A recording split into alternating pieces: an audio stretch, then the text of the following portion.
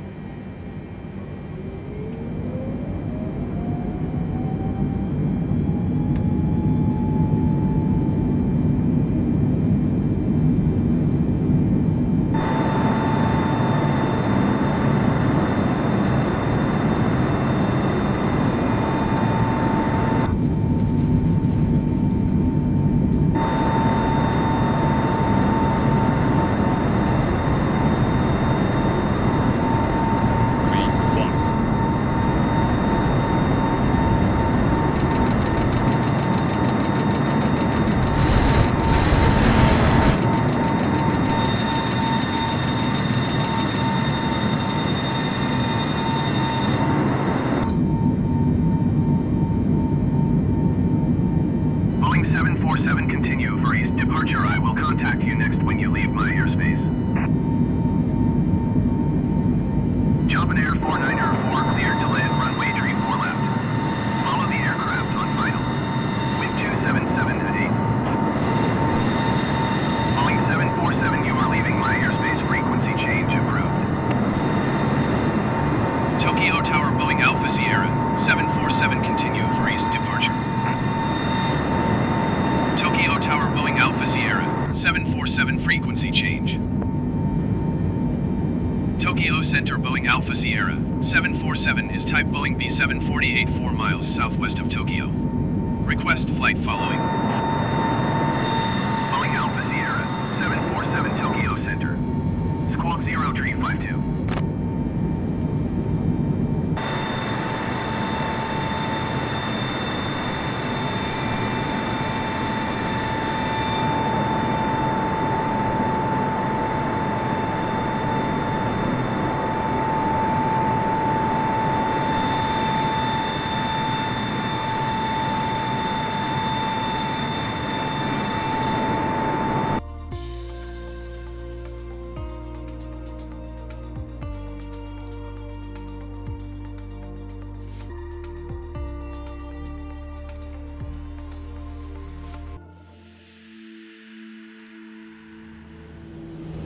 Welcome to flight training.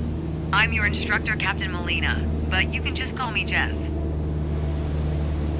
This session, we'll get started with some basic controls. Sound good? First things first, let's get familiar with your surroundings.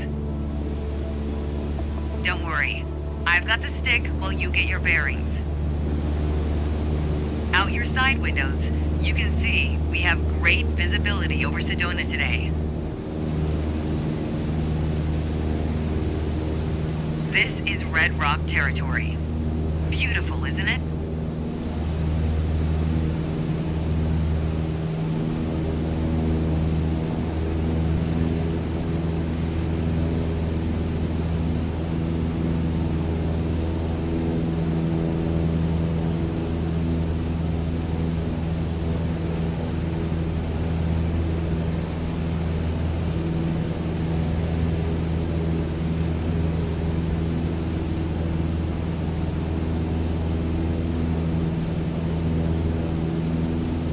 You can spot the Sedona Airport. The runway should be a pretty easy landmark to find.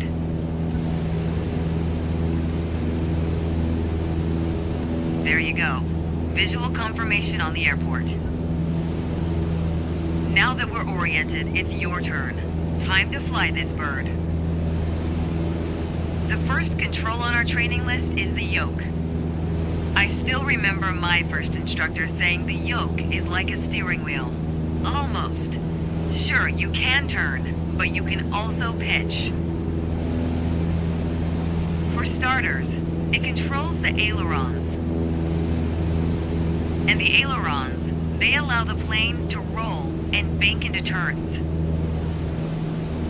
Go ahead and try rolling to the right. Nice. Now let's see you level back out.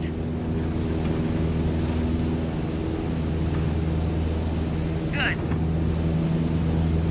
Of course, the yoke also controls the elevator. And the elevator affects the plane's pitch, right? Pull back on the stick, the plane starts to climb. Give it a shot. The most valuable things in aviation are speed and altitude. But notice, when you're pitching up, your speed is decreasing. You could add more power. Or for now, let's just pitch down. Just like that, your speed's picking up again as the nose pitches down. As you level back out, let's talk about another control, the rudders at your feet.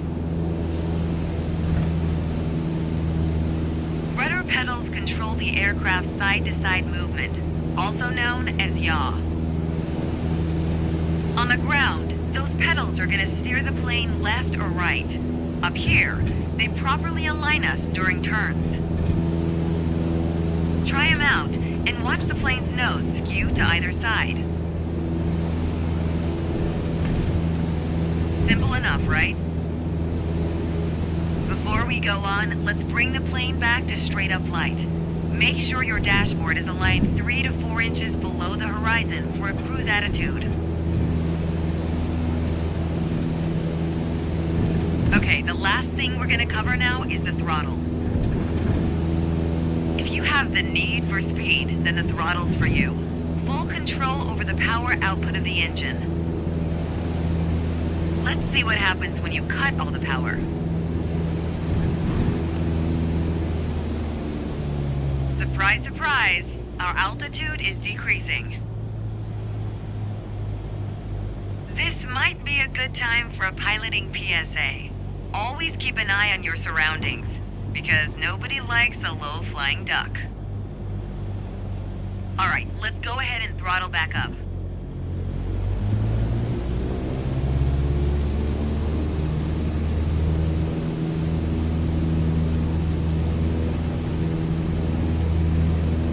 There you go.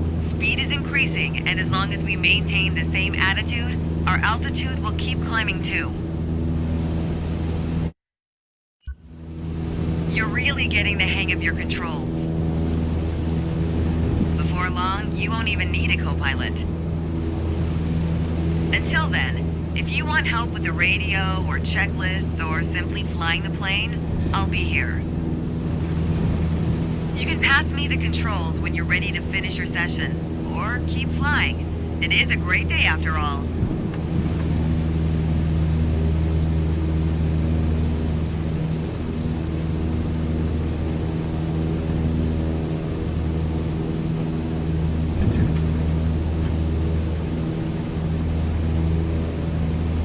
All right, I have control. Good job.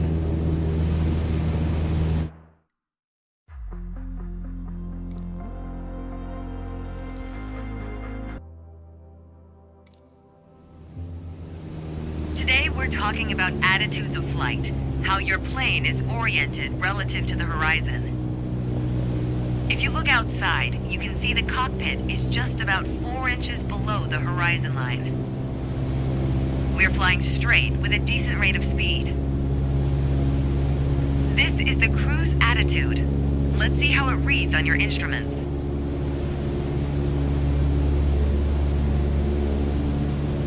Take a look at the attitude indicator.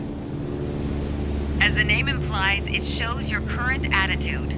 The white line is the horizon, with the sky above and the ground below. That orange element in the middle, aligned with the horizon, that's your plane. Just like we saw outside, our current attitude reads pretty much straight and level. Okay, now let's see how much power the engine's generating. Check your tachometer.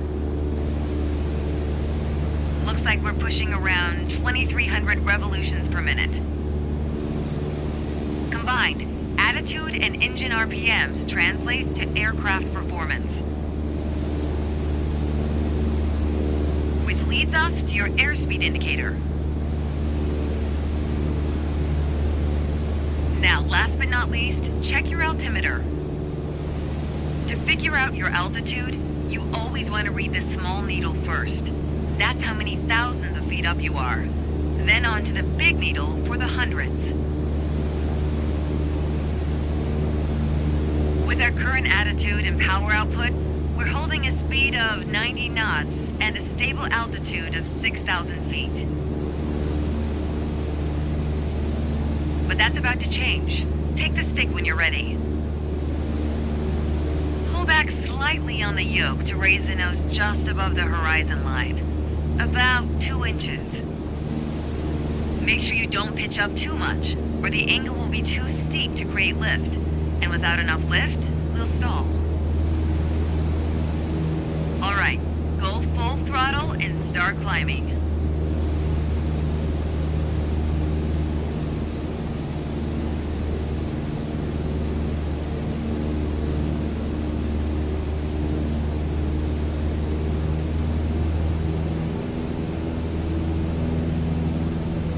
Pull back slightly on the yoke to raise the nose just above the horizon line.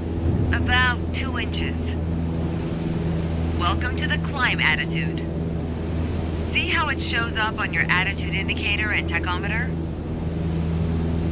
According to your altimeter, we're gaining altitude. But we're losing airspeed even at full throttle, proving you can't avoid basic physics while making a climb. Okay, before we go on, let's get back to a cruise attitude. Ease up on the yoke and aim your nose just below the horizon. Then throttle back down to 2,300 RPMs.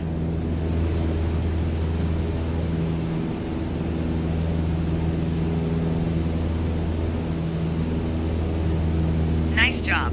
We're now set up with the same attitude and power we had at the top of our lesson.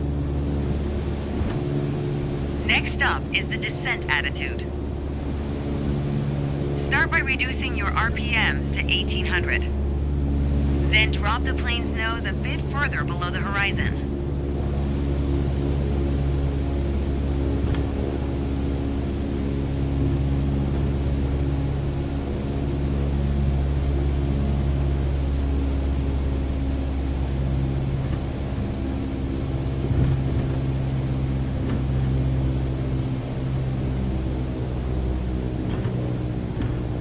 As expected, with a nose-down attitude, our altitude is decreasing, while our speed is picking up. Why don't you get us back to a cruise attitude, and we'll hit the last part of our lesson.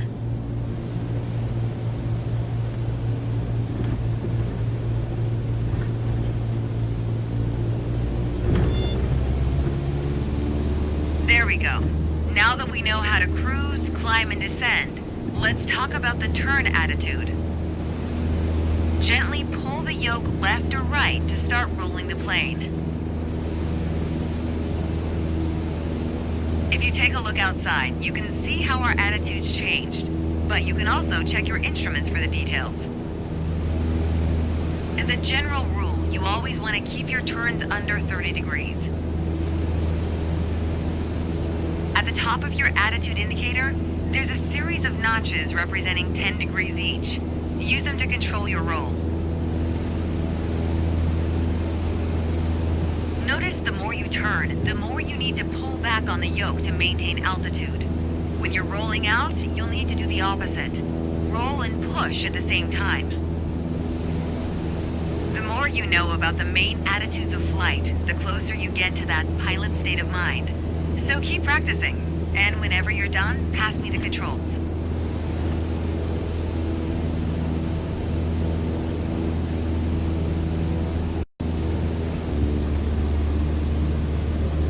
I've got control now. Well done.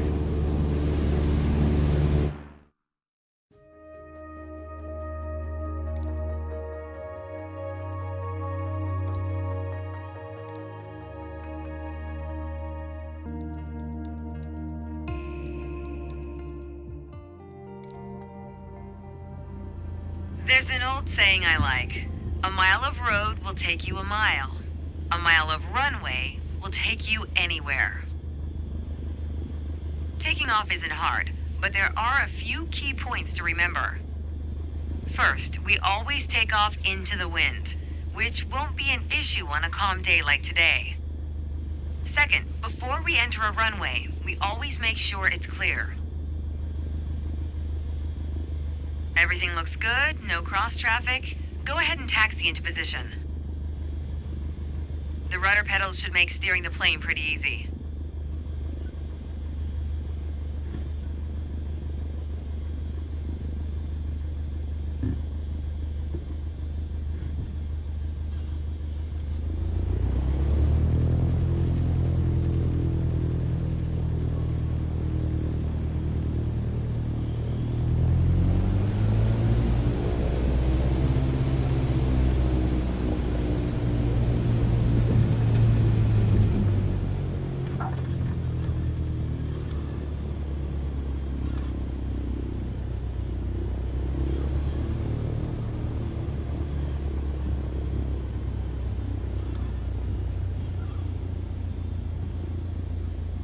All right, let's do this. Apply full power and I'll walk you through the takeoff as we go.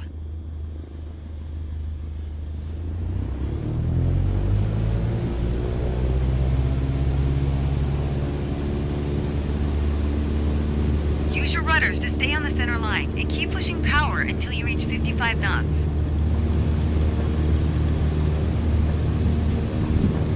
Good. Now gently pull back on the yoke. Line up the top of your instrument panel so it's a couple inches above the horizon. That'll pitch us up and set a good climb attitude.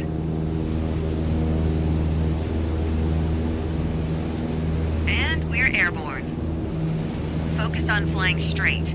Use your rudders to keep the runway heading of 210 degrees. Maintain 75 knots and we'll reach our target altitude of 5,500 feet in no time.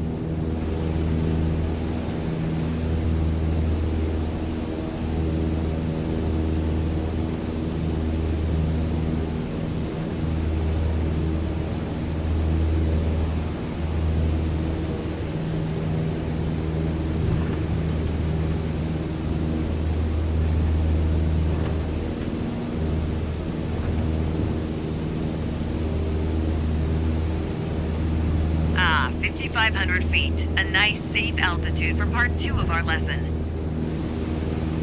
Straight and level flight. First step here is adjusting our attitude.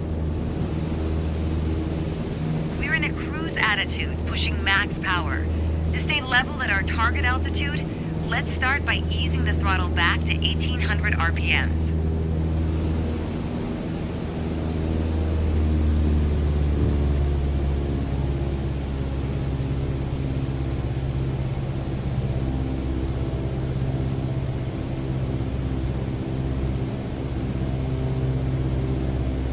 Probably noticed, to maintain altitude, you need to pitch the nose up. You could just keep pulling on the yoke to hold steady, but that's not really a precise means of control. Probably better to adjust your trim wheel until you don't need to push or pull on the yoke. Drag the trim down when you need to set the nose up. Drag it up to set the nose down. Try adding trim to keep us at 5,500 feet without increasing throttle. If you feel our pitch slipping and need to get back to the proper attitude, don't worry. Just pull on the yoke, then dial in the right trim.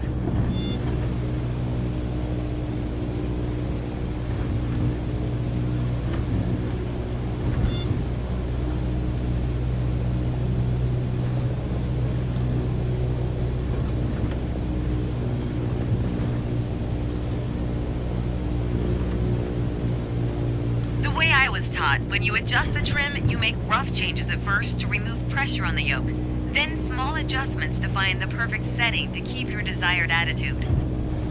That's the key to straight and level flight.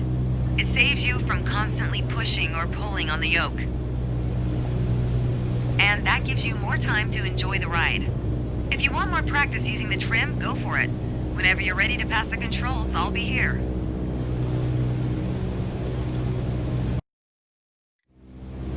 Okay, I have control. Hope you enjoyed the lesson.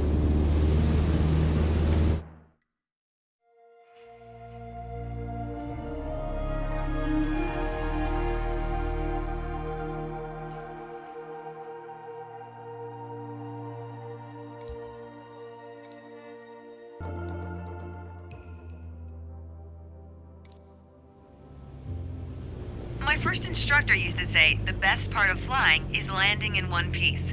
The man was a terminal pessimist, but he wasn't wrong. Today, you're in charge of bringing us in for a safe landing.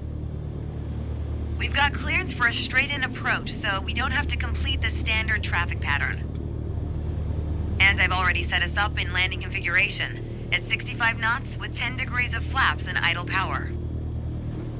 We're on the glide slope now.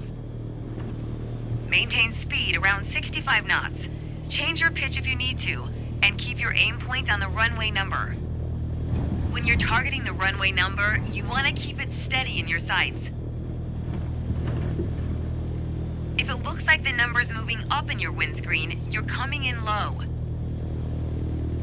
You'll need to add a bit more throttle to get back on the slope. If it looks like the number's moving down in your windscreen, well, then you're too high. You'll need to add flaps to increase your rate of descent, but you'll also need to push forward and trim to change your attitude and maintain the same speed.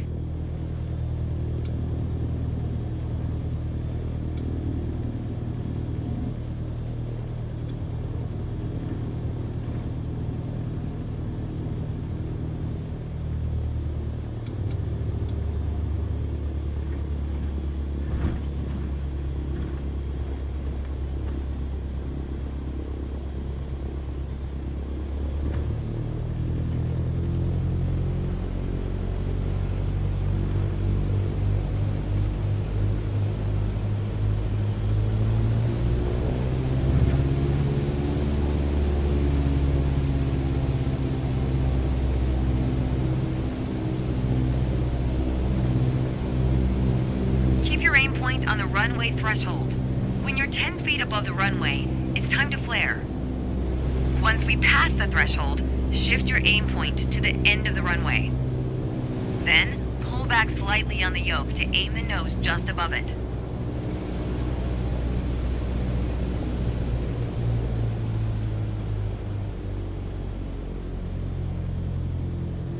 Okay, we're past the threshold. Start the flare. Keep pulling back slowly. Let the plane settle onto the runway. Don't push it down, but don't let it start climbing. Nice. Now apply the brakes to slow us down and bring the plane to a stop.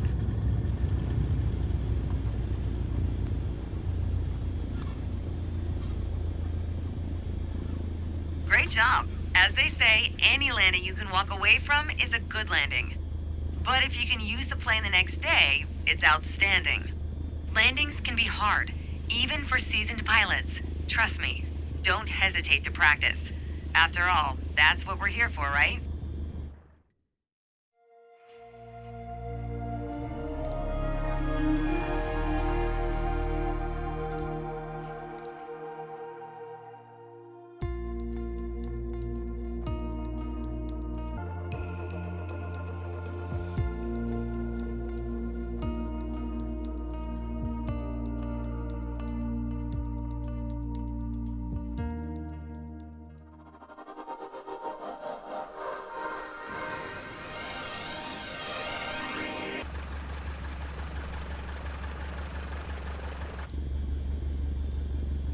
Let's be honest, no one likes going around in circles, unless you're a pilot training on traffic patterns. Sedona's standard traffic pattern follows a 1,000-foot altitude around the main runway. By the time we're through here, you'll know how to complete the full run from takeoff to landing. So let's get started.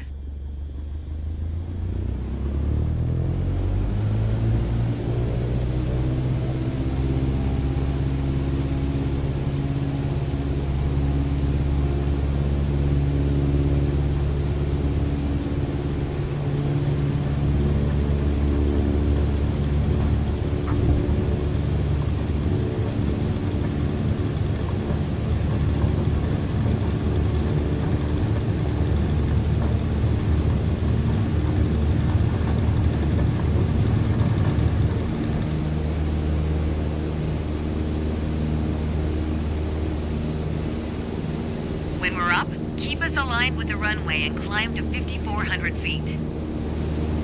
We're going for a left-hand traffic pattern.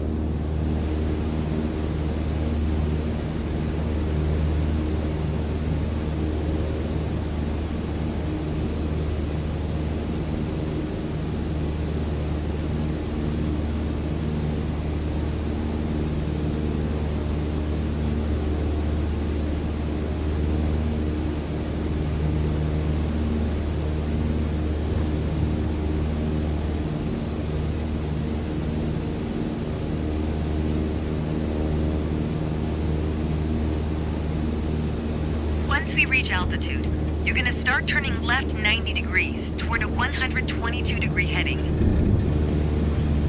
Okay, we're in the pattern. Get ready to enter the crosswind section. Good. Keep going till you reach the traffic pattern altitude of 5,700 feet. Ready to make your left turn downwind? When the runway appears at the halfway point of your wing strut, you'll know you're at a good glide distance.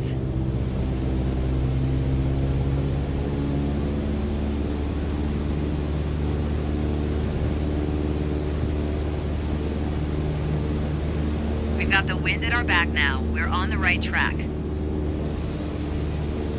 Lower your nose to a cruise attitude and reduce power to 2,100 RPMs. Once your speed is in the white arc, add 10 degrees of flaps to prep us for landing. Now's not a bad time to check if the runway is looking good. And it probably goes without saying, always watch out for other planes entering or exiting the pattern.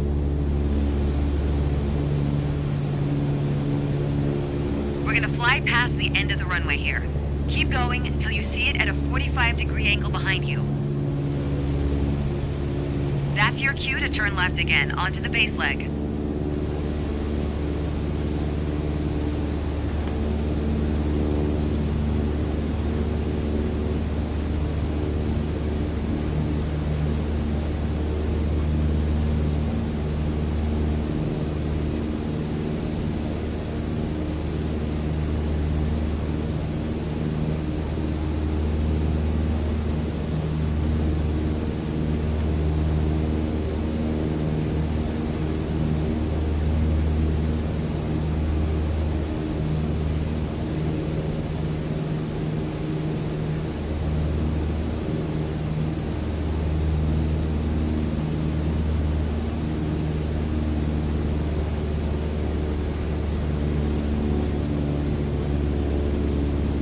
Reduce power to idle to start losing altitude and maintain cruise attitude.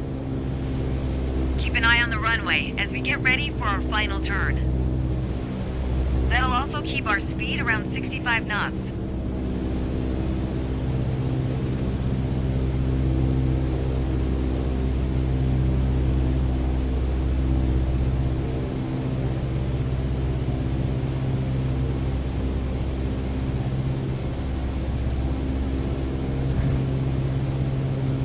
There we go. The runway's in full view.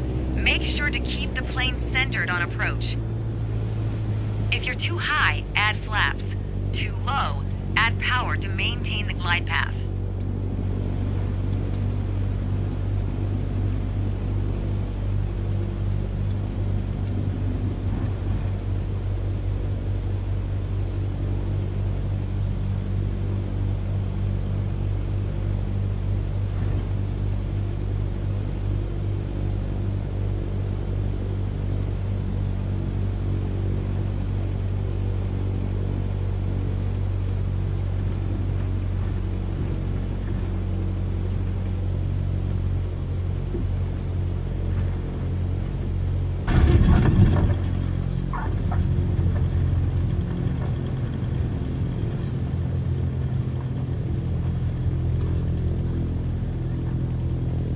Way to stick the landing. Now, just apply the brakes to slow your roll. And make sure you don't stop on the runway, of course. If other planes are looking to land, we've got to move. Take one of the taxiways on the right.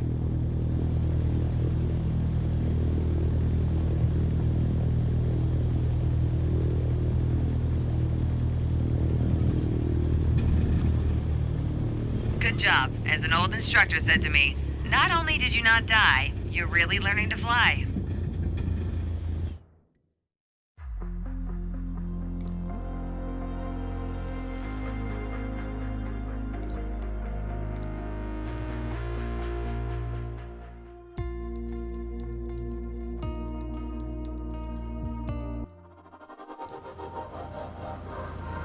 It's time. Your first solo flight. I'll be watching from the ground in radio contact if you need me, but something tells me you won't. Your goal is to complete Sedona's left-hand traffic pattern on your own. Remember what we covered in our previous sessions, and you'll be just fine. Good luck. See you on the other side.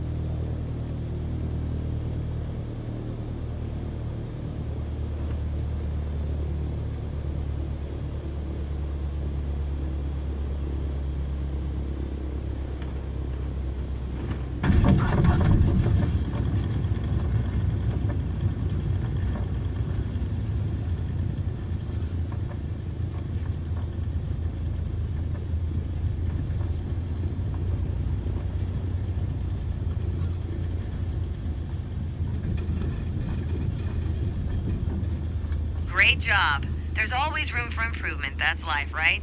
But you did it all on your own. You weren't really supposed to land there. You're on your way to becoming one hell of a pilot.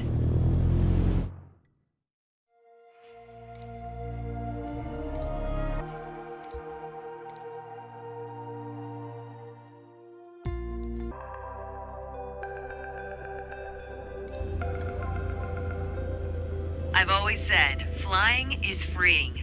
Open skies, endless possibilities. But to fully enjoy it, you need to be prepared. We're going to focus this lesson on navigation prep and procedures, the fundamentals of getting from point A to point B. Step 1, putting some distance between us and the ground.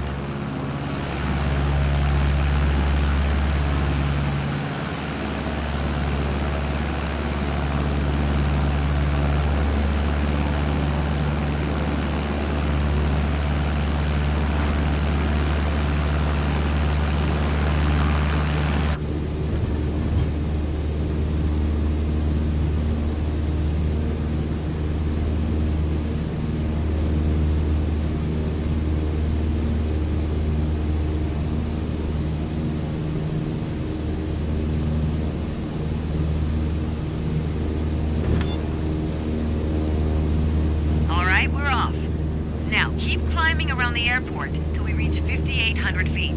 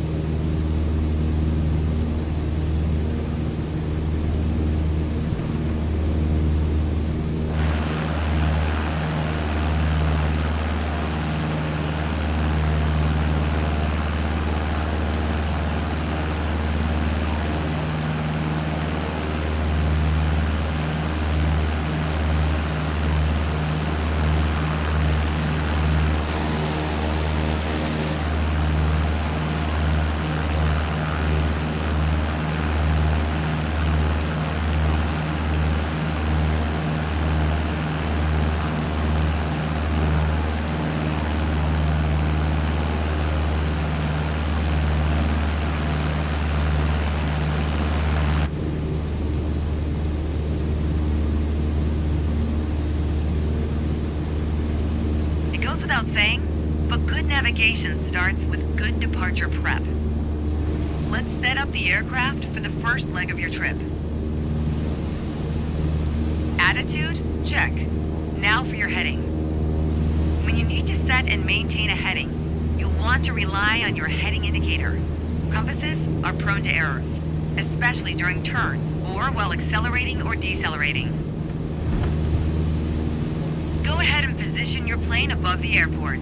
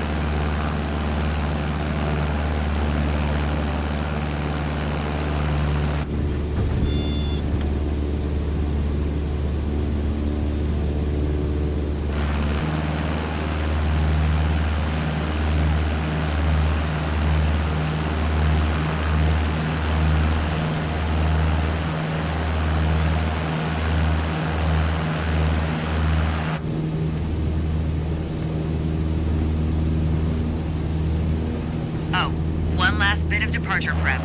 We need to validate the time. That's a fancy way of saying start the clock.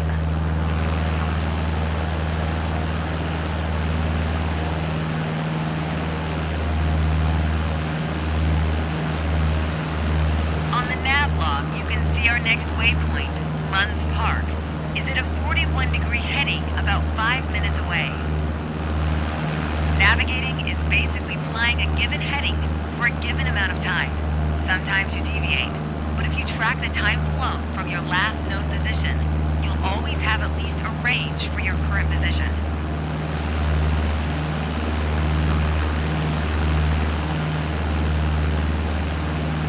We all know speed can increase or decrease depending on the wind. That's why at your next waypoint you'll want to compare your estimated time en route with the actual time flown. Validate your estimate and your progress.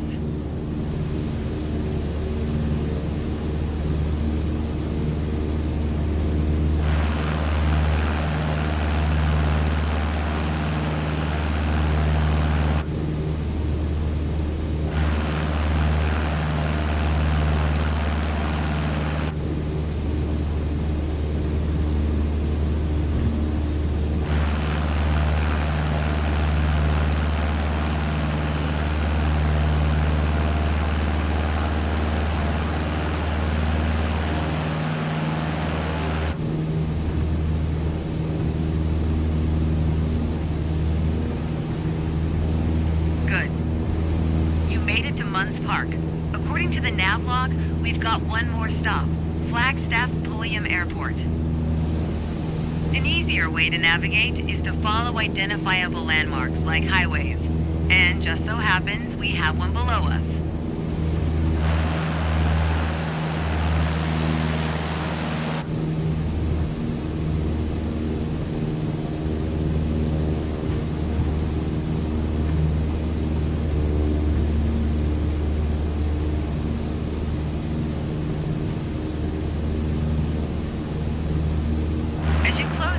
Flagstaff Pulliam airspace. Next step is setting up to enter the traffic pattern. We've got clearance to enter the downwind leg and land on runway 21. Keep your attitude, then follow the standard pattern.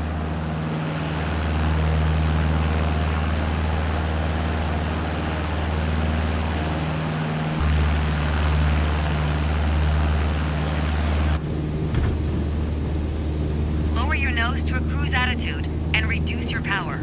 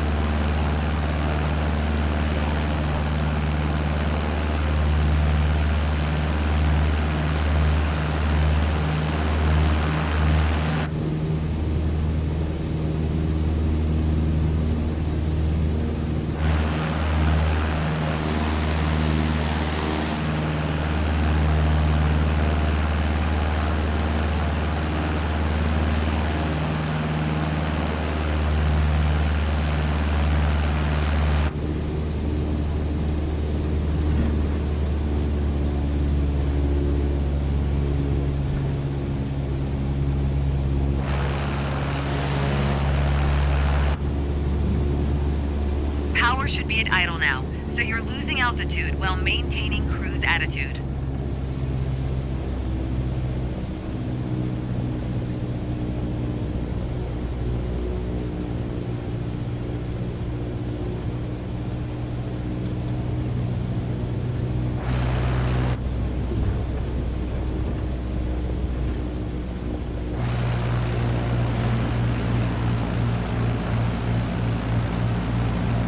Finally, a landing on runway 21, and we'll call this one done.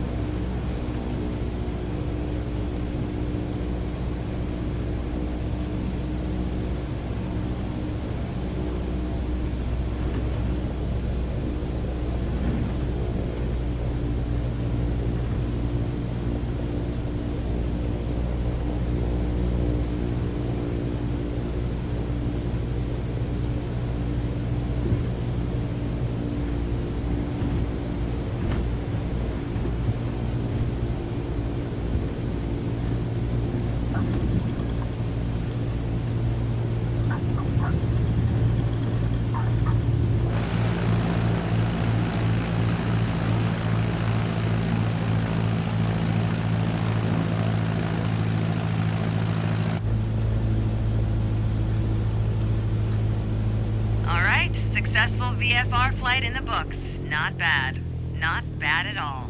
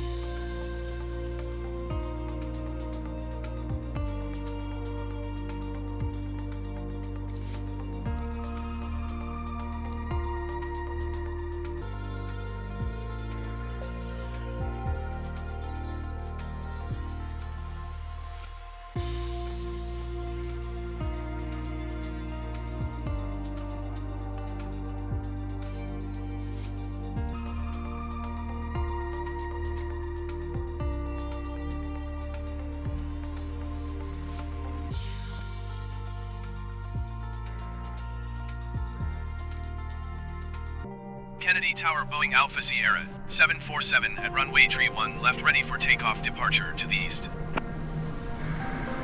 Boeing Alpha Sierra, 747 cleared for takeoff runway tree 1 left departure to the east approved. Cleared for takeoff runway tree 1 left Boeing 747.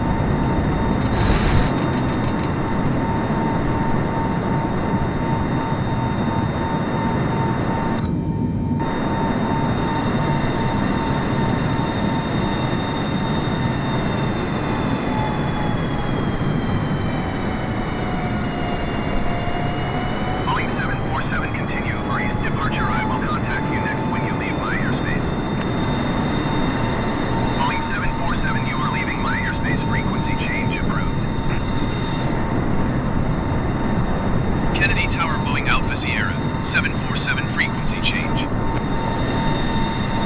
New York approach Boeing Alpha Sierra, 747 is type Boeing B748 3 miles west of Kennedy 1,500 feet. Request clearance to transition Bravo airspace. Boeing Alpha Sierra, 747 New York approach. Squawk 4505. Squawk 4505 Boeing 747. Boeing 747 radar contact 5 miles northwest of Kennedy, 4,300 feet. Cleared through the Bravo airspace. Cleared through the Bravo airspace Boeing 747.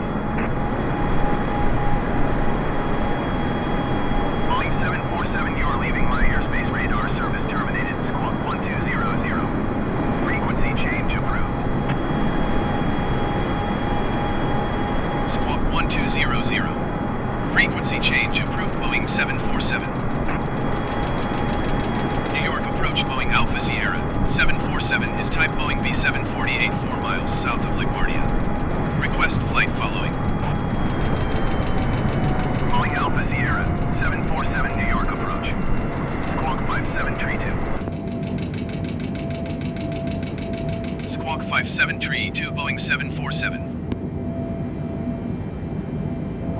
Boeing 747 radar contact 2 miles south of LaGuardia, 7,600 feet. Altimeter 29.902. Copy Boeing 747.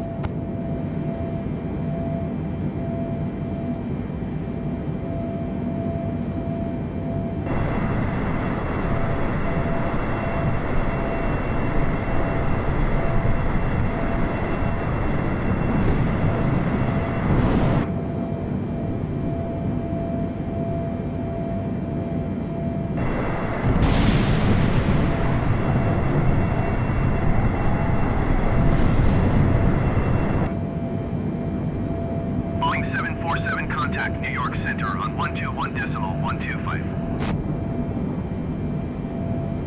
121.125 Boeing 747. New York Center Boeing Alpha Sierra 747 9,600 feet.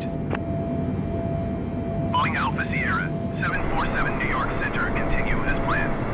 Altimeter 29.902. Boeing 747 contact Boston Center on 132.3. 132.3 for Boeing 747. Boston Center Boeing Alpha Sierra 747 10,600 feet. Boeing Alpha Sierra 747 Boston Center, continue as planned. Altimeter 29.902.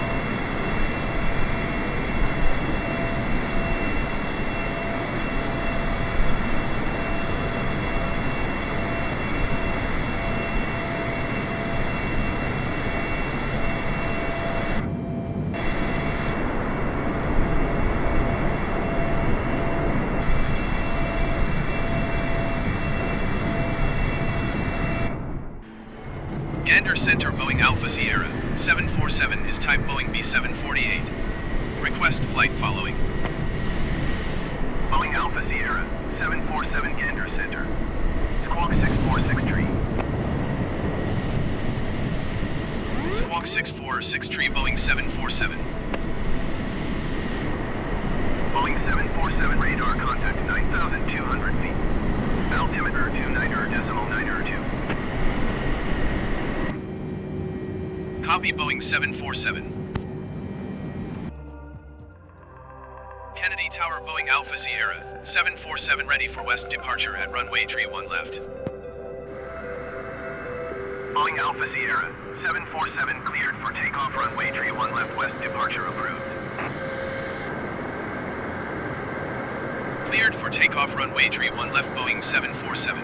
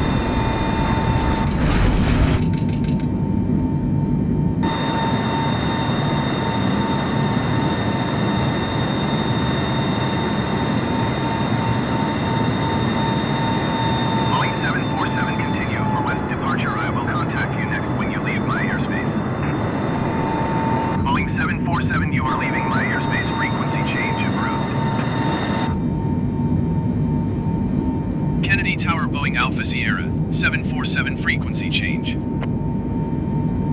New York approach Boeing Alpha Sierra, 747 is type Boeing B748 3 miles west of Kennedy. Request flight following. Boeing Alpha Sierra, 747 New York approach. Squawk 0232. Squawk 0232 Boeing 747. Boeing 747 radar contact 4 miles northwest of Kennedy, 4,100 feet. Altimeter 29.902. Copy Boeing 747. New York approach Boeing Alpha Sierra, 747. Request clearance to transition Bravo airspace. Boeing Alpha Sierra, 747 New York approach. Cleared through the Bravo airspace. Cleared through Bravo airspace, Boeing 747. Boeing 747, you are leaving my airspace. Resume on navigation. Contact New York Center on 121.125. 121.125 for Boeing 747. New York Center Boeing Alpha Sierra, 747 8,100 feet. Boeing Alpha Sierra, 747 New York Center, continue as planned. Altimeter 29.902.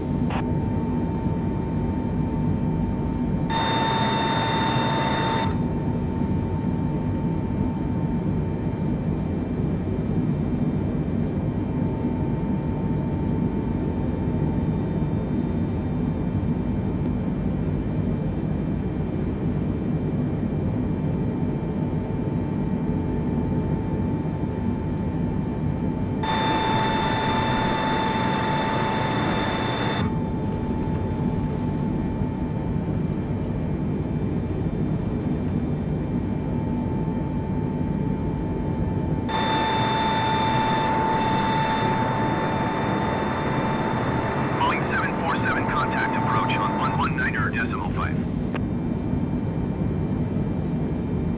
119.5 Boeing 747.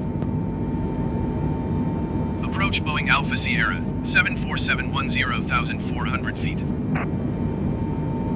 Boeing Alpha Sierra, 747 approach, continue as planned. Altimeter 29.902. Boeing 747 contact New York Center on 121.125. Going to 121.125 Boeing 747. New York Center Boeing Alpha Sierra, 747 12,300 feet. Boeing Alpha Sierra, 747 New York Center, continue as planned. Altimeter 29.902.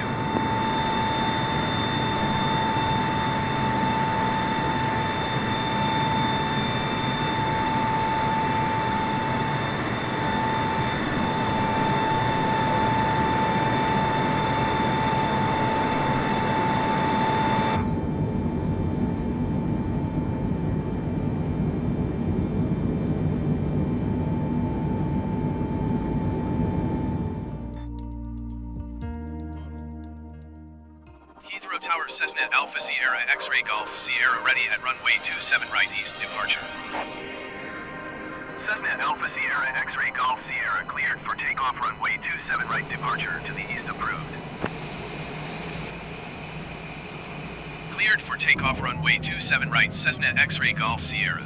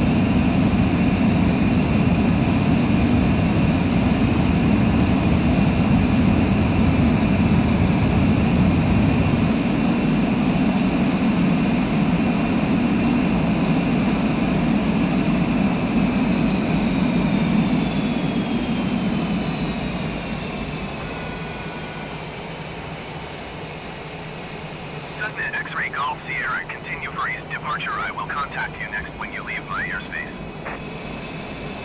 Cessna X-ray Golf Sierra, you are leaving my airspace. Frequency change approved. Heathrow Tower Cessna Alpha Sierra X-ray Golf Sierra, continue for east departure.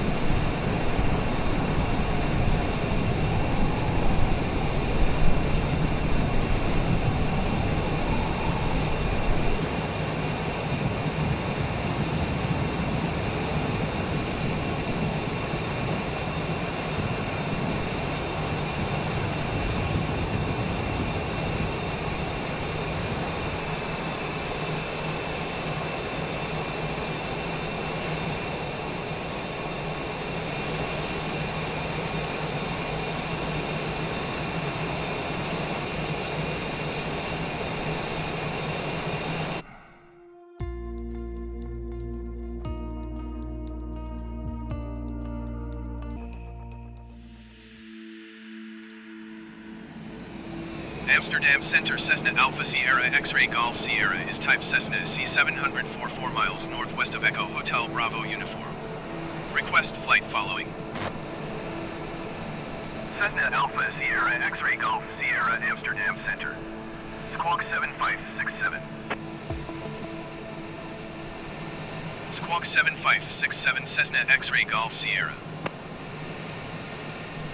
Cessna X-Ray Golf Sierra radar contact.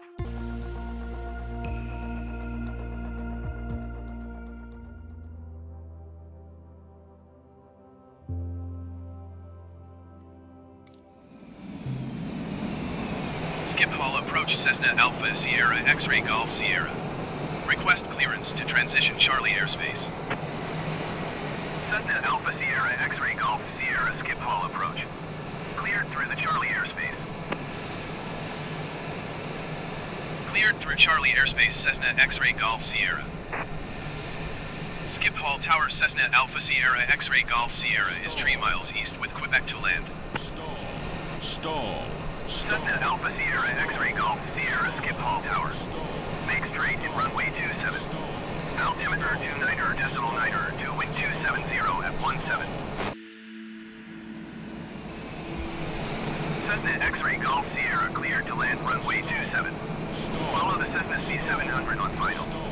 Wind 270 at 17. Cleared to land runway 27 Cessna X-Ray Golf Sierra.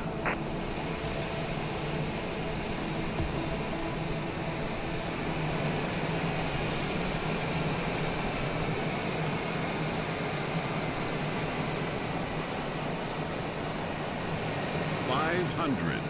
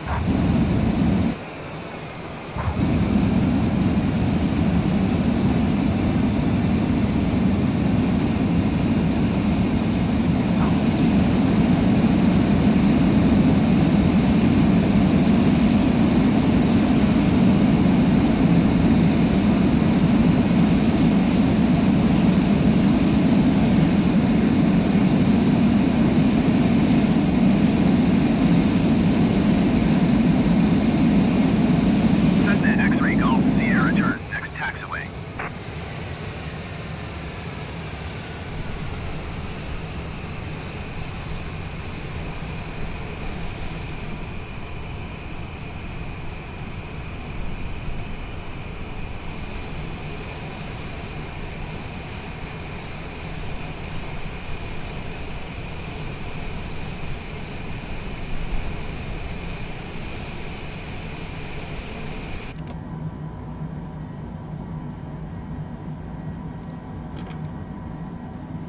Cessna X-Ray Golf Sierra exit runway when able.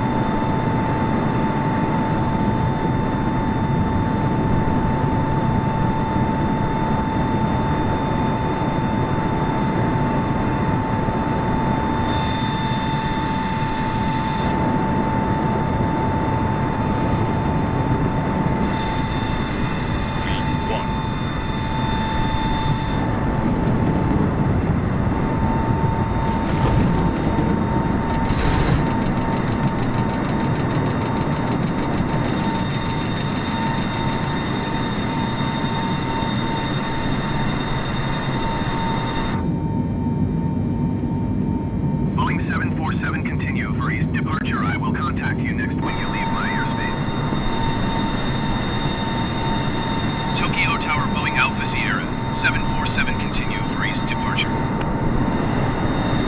Boeing 747, you are leaving my airspace. Frequency change approved. Tokyo Tower, Boeing Alpha Sierra, 747, frequency change. Kisarazu approach, Boeing Alpha Sierra, 747 is type Boeing B748, 3 miles southwest of Tokyo. Request flight following. Boeing Alpha Sierra, 747 Kisarazu approach. Squawk 7532. Squawk 7532, Boeing 747. Boeing 747 radar contact 5 miles southwest of Tokyo, 4,600 feet. Altimeter 29.902. Copy, Boeing 747.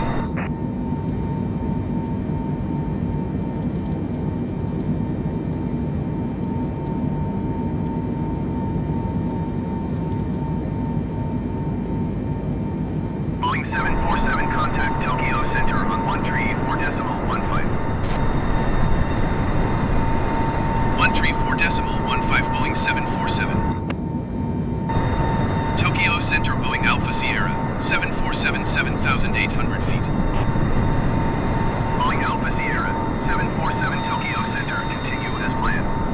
Altimeter 29.902.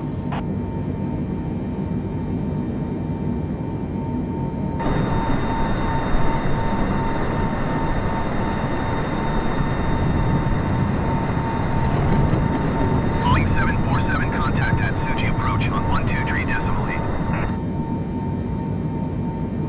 123.8, Boeing 747. At Tsuji approach, Boeing Alpha Sierra, 747, 9,700 feet. Boeing Alpha Sierra, 747 at Tsuji approach, continue as planned. Altimeter 29.902. Boeing 747 contact Tokyo Center on 134.15. Going to 134.15, Boeing 747. Tokyo Center, Boeing Alpha Sierra, 747, 12,200 feet. Boeing Alpha Sierra, 747 Tokyo Center, continue as planned. Altimeter 29.902. Boeing 747 contact at Tsuji approach on 123.8. 123.8 for Boeing 747.